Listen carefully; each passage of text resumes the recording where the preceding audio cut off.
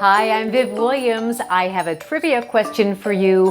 What is the state snack food of Texas and also considered a vegetable on school lunch cafeteria menus? I've got a juicy hint for you. It's salsa. We love salsa. It's a staple at our house. And at the end of the season, when there are lots of tomatoes ready from the garden, we always have a fresh bowl in the fridge. Now this recipe, I think, is the best salsa recipe ever. We got it from our friends Tom and Jackie Carey, and it is so good. And the reason it is so good because it's super simple.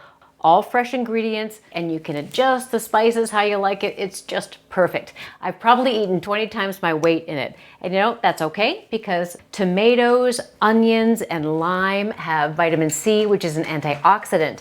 It's got a lot of fiber, it's low calorie, very filling. Salsa is really good for your health.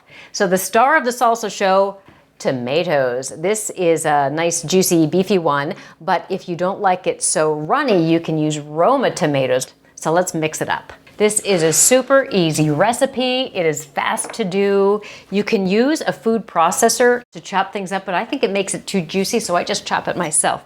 Nice sharp knife is really important. So this takes about 6 tomatoes, but you can put as many as you want in if you're going to make a bunch. I've already removed part of the core, so these are easier to cut. They smell so good. I love the smell of fresh tomatoes. I use about 6 tomatoes for 1 big onion. I use the sweet onions because there's not quite as much bite. All right, I'm going to put those in. The next ingredient, fresh cilantro. And by the way, I grew a salsa garden. Tomatoes, onions, cilantro, and you can do that too. And I have a video about that. Super easy to do and fun. So check that link out below. Now we are going for some lime.